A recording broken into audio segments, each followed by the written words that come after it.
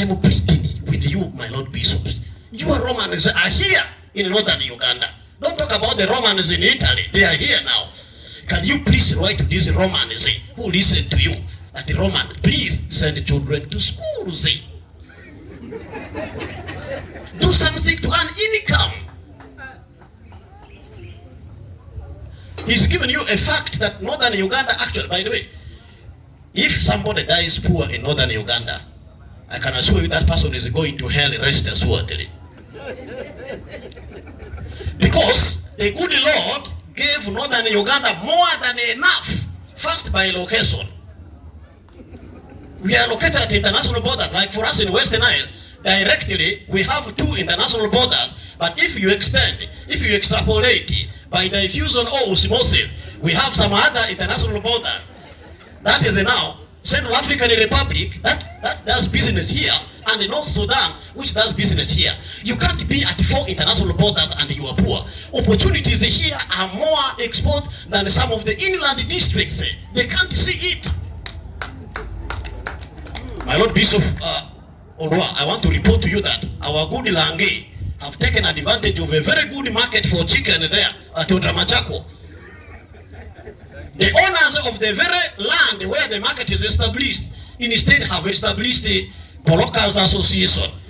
Jesus of Nazareth, peace be upon him. Can you imagine?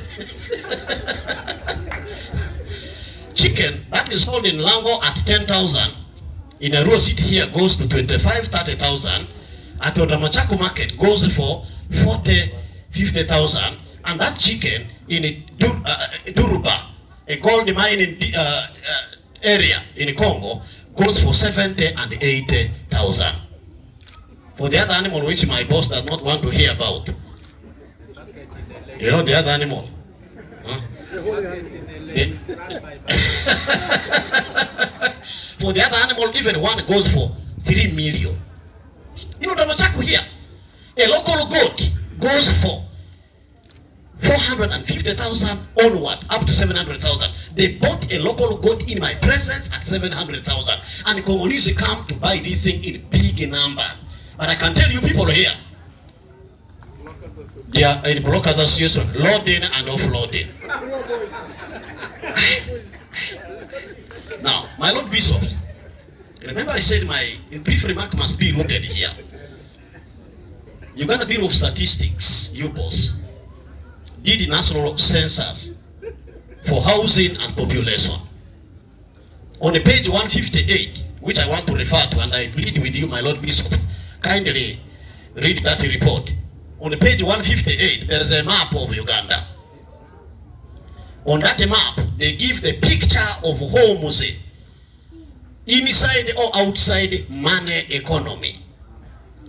If you see that map of Uganda, if you begin to draw a line from where River Nile starts from Lake Victoria to Lake Chiuga to Lake Albert, you will divide Uganda into 2. The Upper Nile Uganda and the Lower Nile Uganda. It is the Upper Nile Uganda which is doing terribly bad.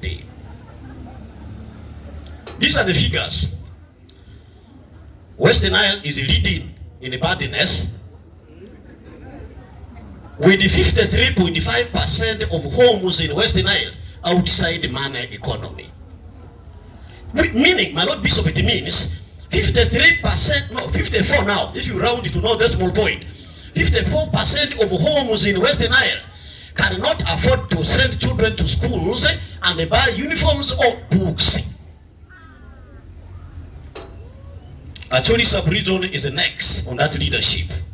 50% of the homes in Acholi sub-region, half of the homes in Acholi sub-region. Lango is the next, but I want to say it without any fear of contradiction that I am proud of Lango sub-region. The mic person, please.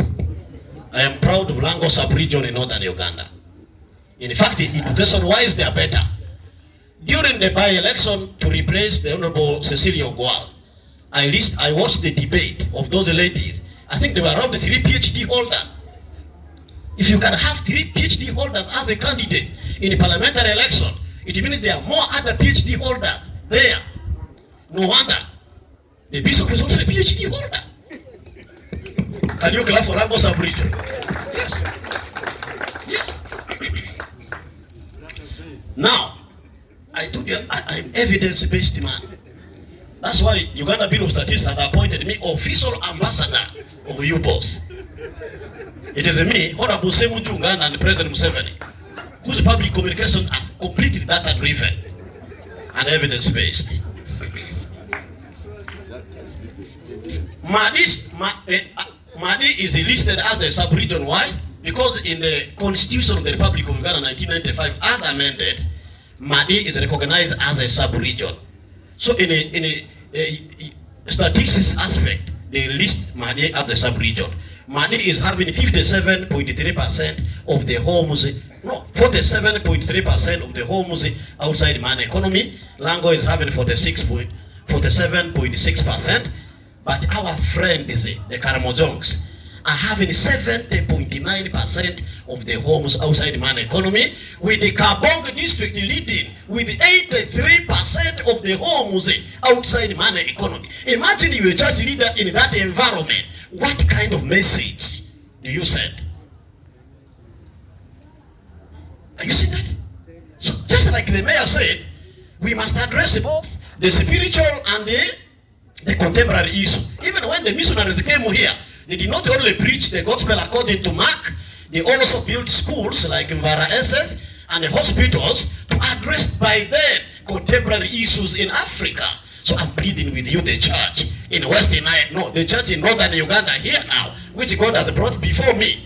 Please encourage the religious leaders to take the issue of income generating activity seriously, of taking children to schools seriously. That is the only way we will change Northern Uganda. You, the religious leaders, and us, the political leaders, plus teachers and elites, I want to say it because everybody here, they listen to me in English. The best thing we can do for our region in Northern Uganda now is the mental liberation of our people. Because the poverty in our region is more of now mental issue, and it is almost drifting into spiritual issue. My Lord Bishops, it's becoming a spiritual issue. A poor person is very evil everywhere. Everywhere. Cannot be a good wife, cannot be a good husband. Even sees his body as a bad, everything appears bad for that person, including the village, including the city, the leader, the religious, everything appears bad for that person. So the church should not tolerate poverty. And the poverty, which is referred to in the Bible that the poor, happy are those who are poor, for the kingdom of heaven is there. That poverty is a spiritual poverty. So let us not mislead the Christian to think that it's about the money. No, it is the spirit. So therefore, I want to thank again our women. From that, I'm now drawing conclusion.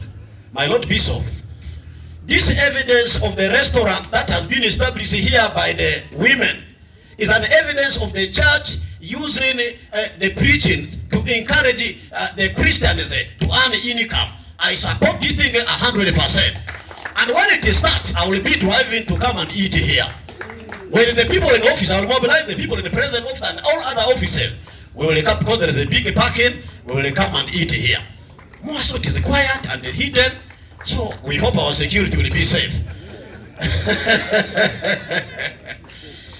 On this note, I am encouraging all churches. Can churches have demonstration gardens? If you go to Western Uganda, churches have demonstration gardens where Christians can learn something and they go to do it at home. My Lord Bishop, Northern Uganda is importing tomatoes, onions. These are things which can grow in our place. They are Bagisu who left Mugisu and settled in Acholi. They are growing onions. Guess what? They are using our brothers and sisters as a laborer, and they sell it for our people.